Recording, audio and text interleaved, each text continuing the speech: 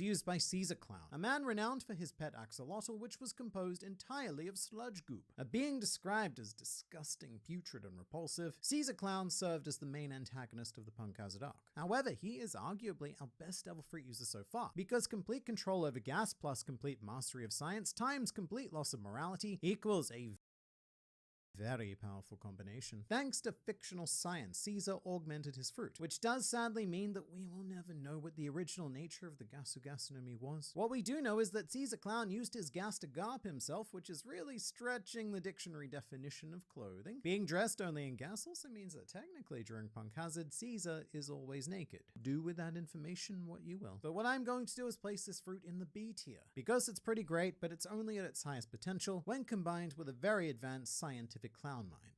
The Hie no Mi, the ice fruit. This insanely overpowered fruit is used by Kuzan, a 47-year-old marine turned pirate, and after a 10-day battle spat, a 2-leg owner turned 1-leg owner. This is a very rare example of a tangible Logia, which means that you can touch it, however, you probably don't want to. It does make the ice fruit much more versatile than most Logias, because Kuzan can build all sorts of handy things like chairs and spoons. I mean, just try eating cereal with a spoon made out of light and just see how well that goes for you. I bet not very. Ice is so much better for cereal. However, light is much better in general. But ice is still important because it comes with a fun bonus power, which is that it more or less negates the water weakness inherent in all Devil Fruits. To be fair, most Logias do come with some sort of water avoidance side effect. Like a lot of them just flat out allow their users to fly. So the Hie no Mi is going to be slapped with an A, if only because there are other Logias that are slightly better, which is the entire point of this pointless fictional fruit tier list. Next is the Moku Moku no Mi. This is theoretically the direct inferior to Caesar's Devil Fruit because smoke is,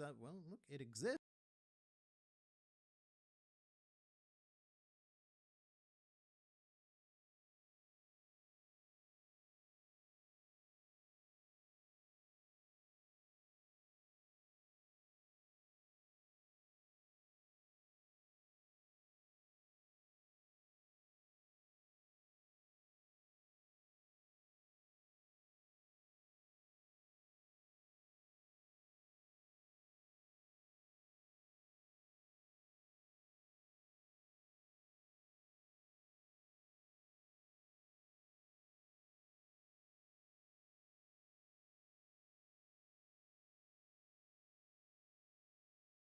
Safe haven from the Rune Wars and trying to protect one another from outside threats. Sejuani's brutal warmongering would be well received by Noxus's affinity for those who take matters into their own hands, while Lissandra's clandestine nefarious operations is not too far off from the dark underworld of those factions. One could argue that those who hail from the icy region face greater adversity than any other place, as they not only have to fight against a harsh climate, not only have to fight against each other and their clashing ideals, but also threats from neighboring lands.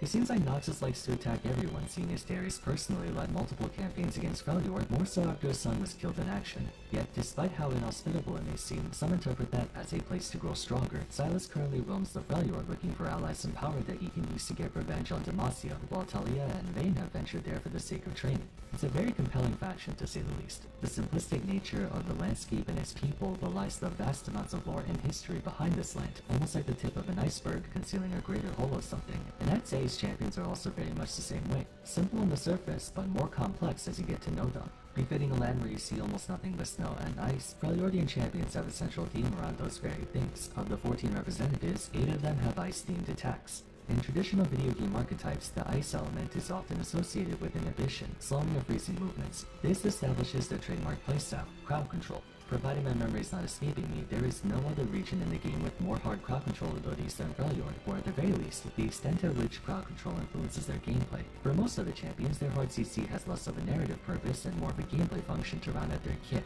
Meanwhile, Freljordians are all about harnessing the hostile freezing land they call home and using that against their opponents.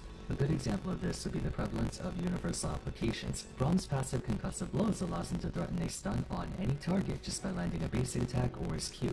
Neither of them result in a stun directly, but enemies now have to be concerned about being stunned regardless of who they're up against. Sejuani is a similar passive through Permafrost, where damage from her Winter's Wrath, auto attacks, or friendly melee autos can stack up into a stun.